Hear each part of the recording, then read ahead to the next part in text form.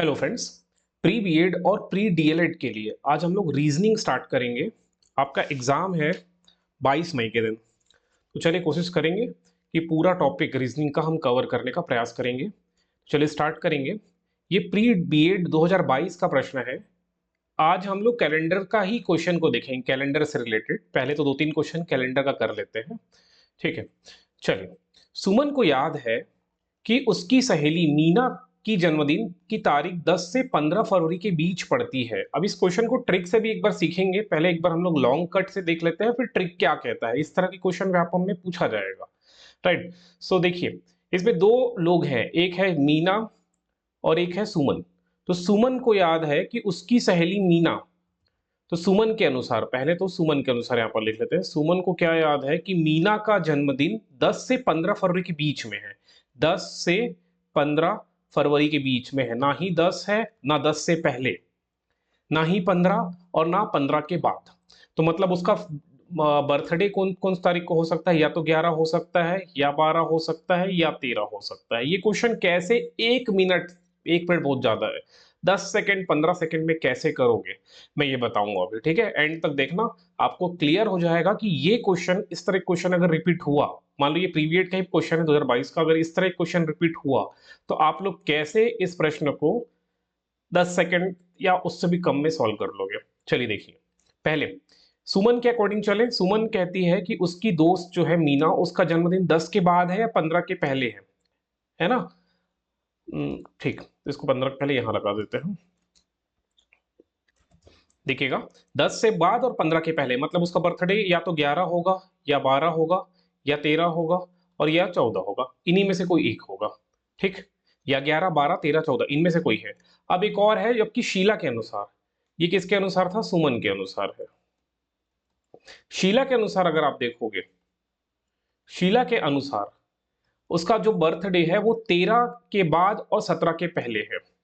तो 13 के बाद मतलब 13 नहीं हो सकता, 13 के बाद या तो 14 होगा, या तो 15 होगा, या तो 16 होगा, लेकिन 17 नहीं हो सकता, 17 के पहले। अब इन तीनों में क्या कॉमन है आपको देखना है, कॉमन कौन सा संख्या कॉमन है। ये 13, सॉरी 13 नहीं है, 14 है। 14 जो 14 है, वो सुमन के अनुसार भी 14 एक डेट आ रहा है, और शीला के अनुसार भी एक 14 एक डेट आ रहा है। तो दोनों में जो कॉमन है वही उत्तर होगा आपका, ठीक है। सुमन का टेंटेटिव जो कह रही है कि सुमन या तो 11 होगा, या 12, या 13, या 14, इन चारों में से कोई एक उसका बर्थ डेट है या जन्मदिन है मीना की। शीला के अनुसार 14, 15, 16 ये 3 तारीख है ना।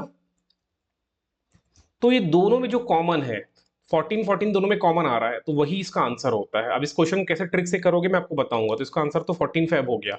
एक क्वेश्चन और चलते हैं इसी तरह के एक और क्वेश्चन कर लेते हैं, तब आपको क्लियर हो जाएगा ट्रिक। अब जैसे इस प्रश्न को देखना, सुमित्रा को याद है कि उसकी माँ का जन्म 18 दिसंबर के बाद लेकिन 22 दिसंबर के पहले है। तो सुमित्रा के अकॉर्डिंग क्या है?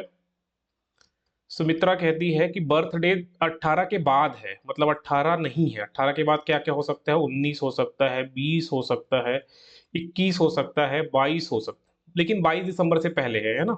तो बर्थ डेट या तो 19 होगा, या तो 20 होगा, या तो 21 होगा। लेकिन दो पर्सन है, एक हो गया सुमित्रा और दूसरा है उसका भाई। अब भाई के अनुसार जो बर्थ डेट है वो 20 दिसंबर के बाद लेकिन 25 दिसंबर से पहले है, 20 के बाद।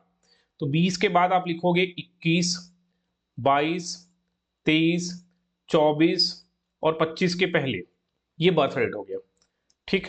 अब दोनों में कॉमन क्या है? 19 नहीं है, इधर इधर 20 नहीं है, 21 इज ओनली नंबर, मतलब 21 is the only number which is common, ठीक है। दोनों में कॉमन है 21, तो 21 का सही होगा, ठीक। समझ में आया? 21 दिसंबर करेक्ट आंसर होगा। अब इसको ट्रिक से कैसे करोगे, ठीक है। चलिए एक क्वेश्चन और लेते हैं, इसको मैं ट्रिक से करके बताता हूँ कि कैसे 10 सेकंड में खत्म कर दोगे। पहले क्वेश्चन रीड तो करना पड़ेगा ना, क्वेश्चन पढ़ने का टाइम मत काउंट करना। क्वेश्चन है, हरि को याद है कि उसके पिता का जन्मदिन 13 और 16 जून के बीच में है। डेट क्या है यहां पर मन में करना है, 13 से 16 जून के बीच में है, कि हरि के अनुसार है। या चाहो तो लिख सकते हो हरि। जबकि उसकी बहन को याद है कि उसके पिता का जन्मदिन 14 से 18 जून के बीच है। उसकी बहन या सिस्टर के अनुसार देखोगे तो 14 और 18 जून के बीच है। तो इसमें लिखिए 14, ये 13 से 16 जून के बीच है हरि के अनुसार, और बहन के अनुसार 14 से 18 के बीच है। ठीक है, तो आप लोग अगर ये क्वेश्चन को पढ़ोगे, अब देखो यहां से अपन करना स्टार्ट करते हैं, ट्रिक कैसे लगेगा इसमें। इसमें ट्रिक ऐसे लगेगा कि हरि को याद है 13 से 16 जून के बीच है, ठीक है, मतलब 16 नहीं हो सकता इसके अकॉर्डिंग ना, 15 और 14 दो डेटा आप लिख सकते हो यहाँ, 14 और 15। और बहन के अनुसार 14 से आगे है, तो मतलब 15, 16 और 17 है, तो 15 ही कॉमन नंबर आपको दिखेगा। समझ में आ रहा है? अब इसको ट्रिक से कैसे करोगे, इसको मैं ट्रिक बताता हूँ, ट्रिक कैसे करोगे। ट्रिक ऐसे बनेगा, जैसे ही आप लोग क्वेश्चन पढ़ोगे कि 13 से 16 के बीच है, ठीक, ये आइडेंटिफाइड हो गया, एक दिन आपको दिख गया 13 से 16 जून के बीच है पहले पर्सन का। अब दूसरा पर्सन क्या कहता है, बस आपको दूसरा पर्सन का देखना है कि 14 से 18 है, और यहाँ 13 से चल रहा है, मतलब यहाँ पहले का डेट है और यहाँ आगे का डेट है। तो आप देखोगे कि 14 के जस्ट आगे क्या आता है, 15 आता है। आप यहां पर देखोगे 16 से जस्ट पहले क्या आता है, 15 आ रहा है। तो दोनों में अगर कॉमन है तो वही उत्तर होगा। और मोस्ट ऑफ द केस में अगर जब भी दो पर्सन होंगे तो क्या होगा, इसका जस्ट एक आगे और इसका जस्ट एक पहले, दोनों कॉमन संख्या होगा। अगर ये दोनों कॉमन है तो यही उत्तर है। एक दो क्वेश्चन और आप प्रीवियस में जाके देखो, समझ में आ जाएगा।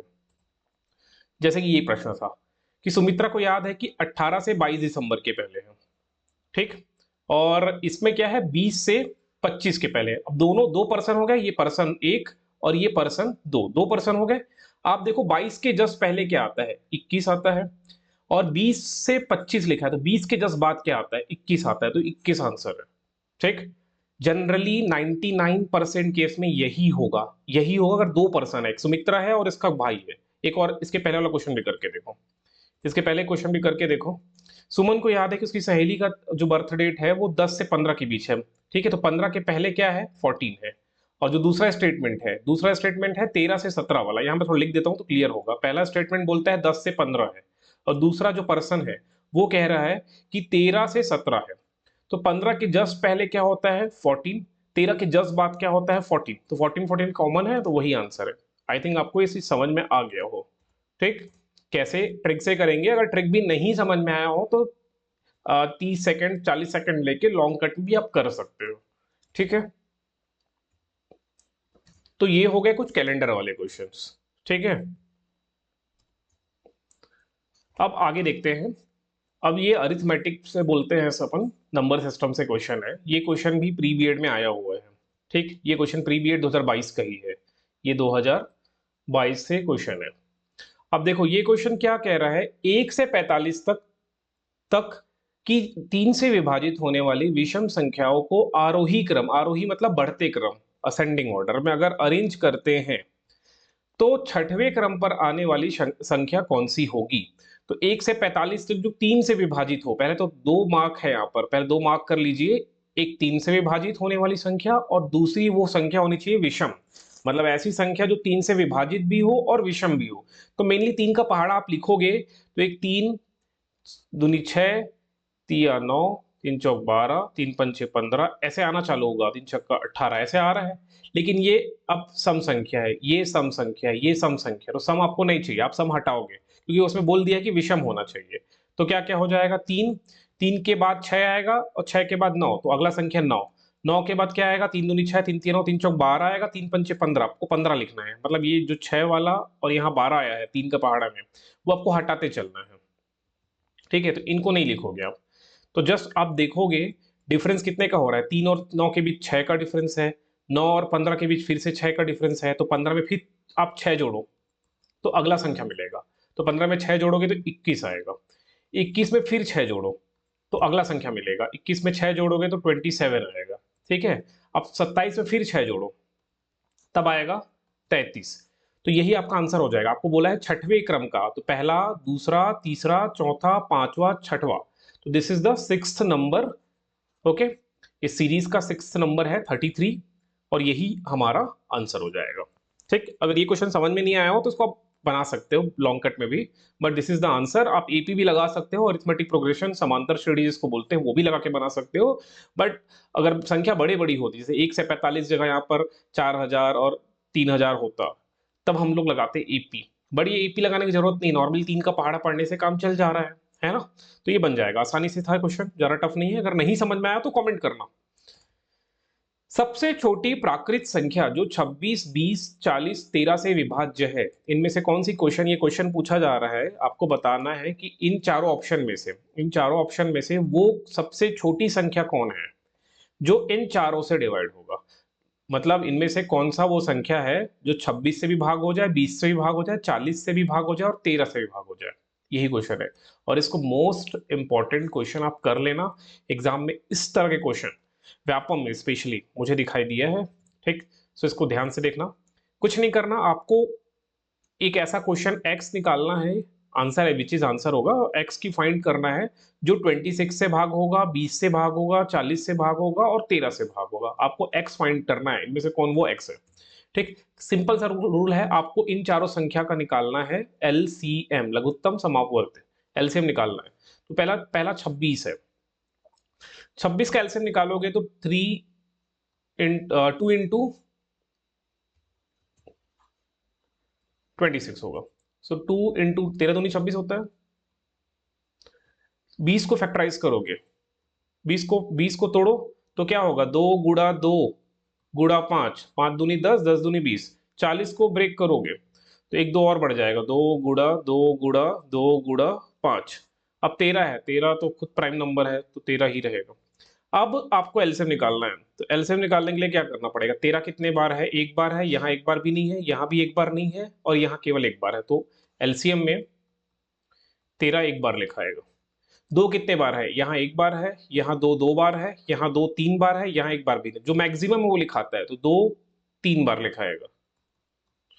अब 5 कितने बार है, यहाँ एक बार भी नहीं है, यहाँ एक बार है, यहाँ एक बार है और यहाँ तो एक बार लिखना है बस। अब गुणा कर दो, 5 अट्ठे 40 और 40 गुणा 13 तो 13 4 से 52 होता है, तो 520 आएगा। तो 520 आपको ऑप्शन में दिख रहा है, ठीक। तो 520 वो छोटी संख्या होगी जिससे आप 520 को 26 से भी भाग दे सकते हो, पूरा भाग जाएगा, 20 से भी दे सकते हो, 40 से भी दे सकते हो, 13 से भी दे सकते हो, पूरा पूरा भाग जाएगा, ठीक है।